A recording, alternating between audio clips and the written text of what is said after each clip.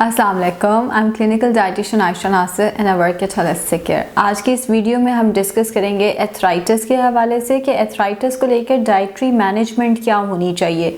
Arthritis बहुत ज़्यादा common होता जा रहा है, शायद टेक्नोलॉजी के साथ साथ डायग्नोसिस इसका बढ़ गया है, जिसकी वजह से जहाँ पहले हम देखते थे 10 में से 1 पेशेंट को एथराइटिस, अब 10 में से 3 से 4 पेशेंट एथराइटिस के साथ आते हैं।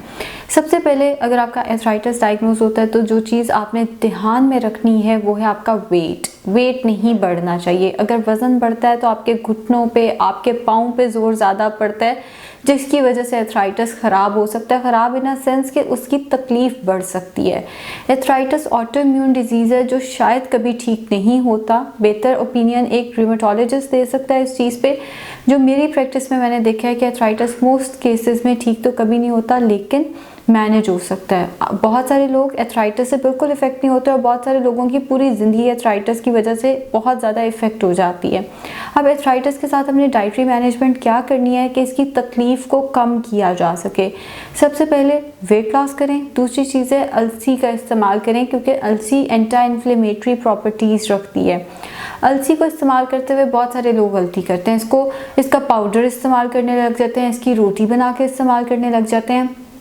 अलसी को एक दफ़ा आपने खोल लिया, यानी उसका पाउडर बना लिया या आपने उसको दादर कर लिया, तो उसको 20 मिनट के अंदर अंदर इस्तेमाल करना होता है। बिकॉज जैसे हम नेल पॉलिश रिमूवर खोल के रखते हैं वो सुबह तक हवा में उड़ जाता है। इसी तरह जो अलसी का तेल है वो वोलेटाइल ऑयल है, यानी आप इसको खोलते हैं तो 20 मिनट के अंदर अंदर वो ऑयल सारा हवा में शामिल हो जाता है।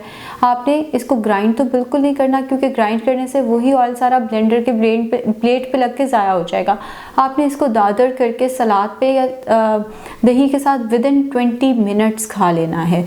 ये इन्फ्लेमेशन के अगेंस्ट हेल्प करेगी। दूसरी चीज़ जो एथराइटिस में बहुत हेल्प करती है वो है हल्दी। हल्दी के अंदर जो करक्यूमिन है वो अगर ब्लैक पेपर के साथ कॉम्बिनेशन में लिया जाए, यानी हल्दी दूध थोड़ी सी काली मिर्च डालकर, या जो हमारे घरों में खाना बनता है उसी में हम हल्दी का इस्तेमाल करें और थोड़ी सी काली मिर्च बढ़ा दें, तो इन्फ्लेमेशन कम हो जाती है। ज़ाहिर है अब एथराइटिस ये तो नहीं होगा कि हल्दी खाने से या अलसी खाने से, काली मिर्च खाने से एथराइटिस बिल्कुल ठीक हो जाएगा, लेकिन उसकी दर्द जो है वो कम हो जाएगी।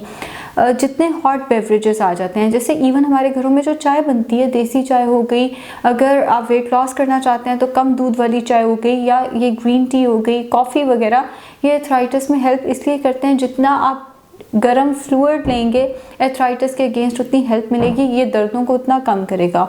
ऑन द अदर हैंड जितना आप ठंडा पानी का इस्तेमाल करेंगे, कोल्ड कॉफ़ी पियेंगे, ठंडा दूध पियेंगे, वो दर्दों को उतना बढ़ा सकता है। तो बेवरेज जो है वो अपनी गर्म इस्तेमाल करें। इवन अगर आपने पानी भी पीना है तो वो थोड़ा सा, जैसे कोसा गर्म कहते हैं या ल्यूक वार्म वाटर कहते हैं, आपने वो इस्तेमाल करना है। कुकिंग ऑयल सबसे बेहतर इस केस में रहता है ऑलिव ऑयल, ना होने के बराबर डला होना चाहिए। ये नहीं कि ऑलिव ऑयल हेल्दी है तो वो बहुत ज़्यादा इस्तेमाल करना है।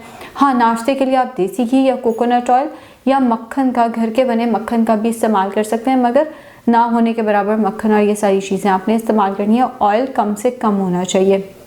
इसके साथ साथ जितने बाहर के खाने हैं वो बंद, क्योंकि पहली ऑटो इम्यून डिजीज़ है ना, आपको उसके ऊपर अगर आप बाहर का खाना खाएंगे, इतने टॉक्सिन्स बॉडी को देंगे, बॉडी की बस हो जाएगी। तो जितना हो सके बाहर के खानों को अवॉइड करें।